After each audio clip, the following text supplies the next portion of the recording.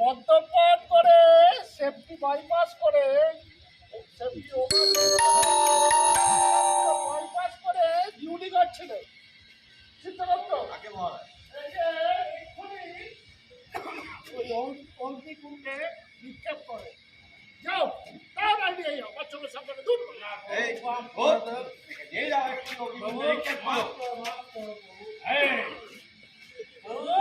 পান করে সমস্ত তোমাকে ওই গরম অ্যালকোহলে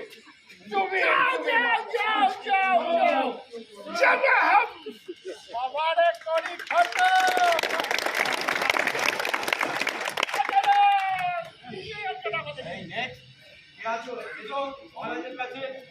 দ্বিতীয় জন এসব তুমি কি করে এলে মহারাজকে খুলে বলো।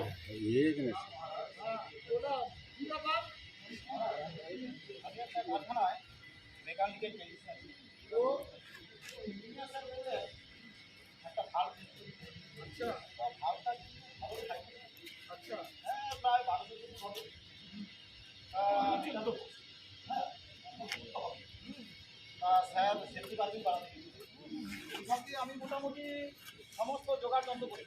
আচ্ছা তা স্যারের আসতে দেরি হচ্ছে দেখে ভাবলাম কাজটা শুরুই করি। আচ্ছা তা আমি সমস্ত মালপত্র নিয়ে বাঙ্কি ঘাটারে উঠতে শুরু করি। উঠে মালটা রাখতে যাবো অমনি পাটা স্লিপে পড়লাম। তারপর আর কিছু মনে করা বুঝতে পারছি তা তুমি বাঙ্কি জায়গায় উঠেছো তো তোমার ওই ফুলবাড়ি হারভেস্টটা কোথায় গেল?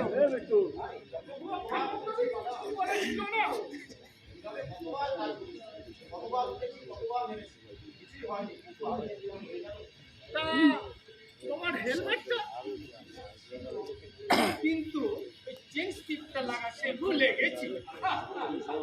বুঝতে পারছি এও সেফটি বাইপাস করে সোজা শর্টকাট করে পত্তলক থেকে চমালকে চলে এসেছে। এটাও আমার চোখের সামনে থেকে নিয়ে যাও যে 100 বছরের জন্য যেন আর জন্মাতে না পারে। যাও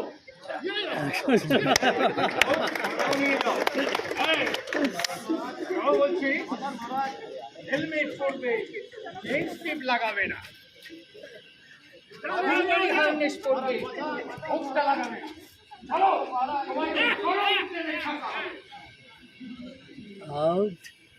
কোথায় গেলে চিন্তা করতো পেছনে কি করছো? শোনো আর কোথায় নাকি এসো মহারাজের কাছে। মহারাজ মহারাজ আমার তো শরীর চলছে মহারাজ, আমাকে মহারাজ আমার তো শরীর চলছে মহারাজ। কি হলো বাবা? মহারাজ আমি হচ্ছে একজন ইলেকট্রিশিয়ান মহারাজ। তো আমার ইঞ্জিনিয়ার আমায় কাজ দিয়েছিল একটা প্যানেল রুমে কাজ করার জন্য। আচ্ছা তারপরে মহারাজ ওই কাজ করতে করতে ফোনটা পার করে একটু টিকটক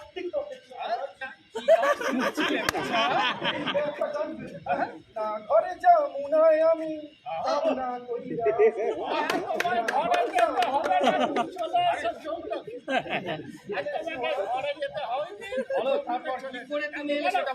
তারপরে মহারাজ ওই টিকটক গান শুনতে শুনতে তারপরে আমার হেডফোনটাও লাগালাম।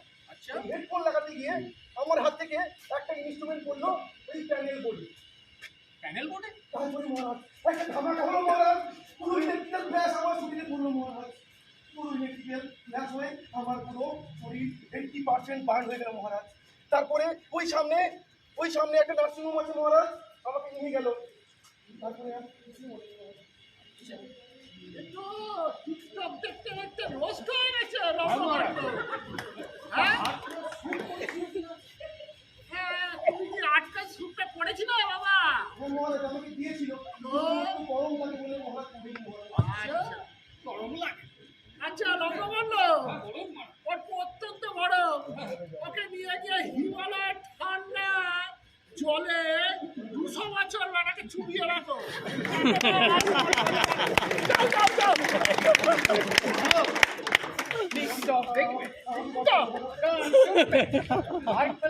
করবে না। এইবার তোমাকে ওই হিমালয়ের বরফে দেখছে মহারাজ। লম্বা লম্বা মানে তুমিও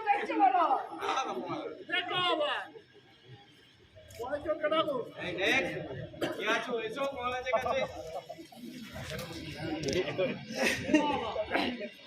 ভাষা ছেলে এখানে আবার চলে এলে এই, কি করে এখানে এলে যাও বলো বলছে আরে বলছি ও আমার শান্তি দিল না ভাই কান পুরো ছোলাফলা ওই পিছা পিছা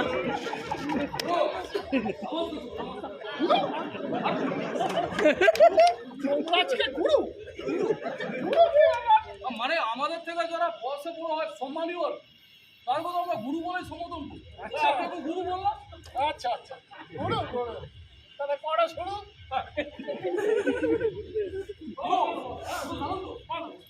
খুব অল্প বয়স থেকে এলাকায় হেভি নামডাক ছিল আচ্ছা আসলে এত স্টাইল আর কেক পারতাম তো ফেমাস ছিল ফেমাস আর আমার একটা নেশা ছিল জানেন আচ্ছা বাইক হ্যাঁ বাইক নিয়ে বিভিন্ন রকম স্টান্ট দেখানো বাহাদের খেলছিল বাহাদের পুরো মাখনের মতো বাইক চালাতাম মাখনের মতো তারপর আমার এই স্টাইল মারা এই বাইক নিয়ে স্টান্ট দেখানো এসবে ফিদা হয়ে আমার লাইফে এলো টুম্পা সোনা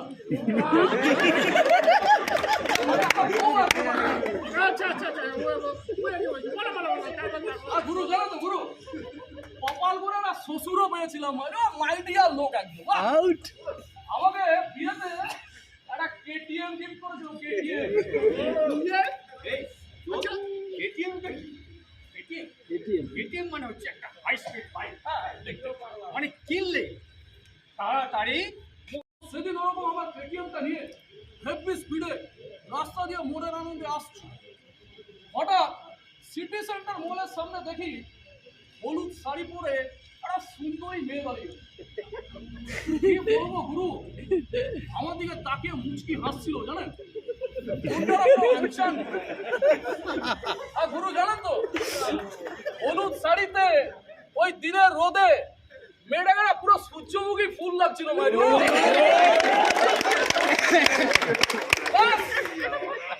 হয়ে গেল কেলো আর কি এবার মেয়েটাকে শাড়ি বাঁচতে গিয়ে আমি খেয়ালই করিনি কখন যে সামনে বাম্পার আমার ওই হাই স্পিড বাইক যেই না বাম্পারে উঠলো পুরো কি বলবো বেসামাল হয়ে গিয়ে মারলাম ডিভাইডারে চড়ে একটা ধাক্কা বাইকটা একদিকে আমি আরেকদিকে ছিটকে পড়ে গেলাম আমার মাথাটা গিয়ে লাগলো ফুটপাতে মাথা ফেটে চৌচির হয়ে গেল তারপর গুরু চলে এলাম আপনার এখানে আর কি।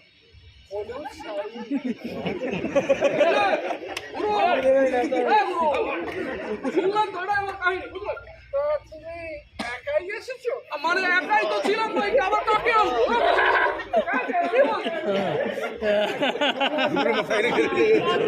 বাইক চালাচ্ছিলে কানে হেলমেটটা ছিল না দূর দূর পাগল নাকি এই এত টাকা খরচা করে পার্লারে গিয়ে এরকম সুন্দর স্টাইলিশ চুল কাটিয়েছি হেলমেট পরবো আমি তো প্যান্টের ভিতরে হেলমেট পরি না আমি কত লোক কত কিছু বলে আমি কারোর কথা কানেই নেই না ওইসব চুলের স্টাইল সুন্দরী মেয়েদের আর লোকজনকে দেখাতে হবে না চুপ করো লবকাণ্ড হ্যাঁ মহারাজ দেখে ওই চুলেরটাকে ভালো করে ঢেড়া করে পুরো স্বর্গলোক আর পাতাল লোকে 2000 বছর গাদার পিঠে করে পেত্রাঘাত করো চমড়া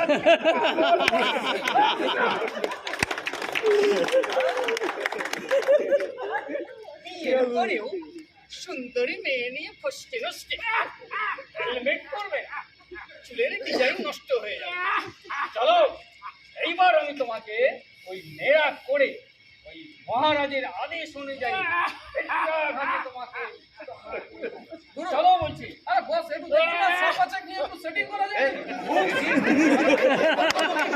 যাও যাও এখানে আমার চোখে সামনে আরে চলে না নাকি আমার মত লোকে হেভি চলে মাইনি চলেই তো চলে যায় একটা করে রইলো আরে গুরু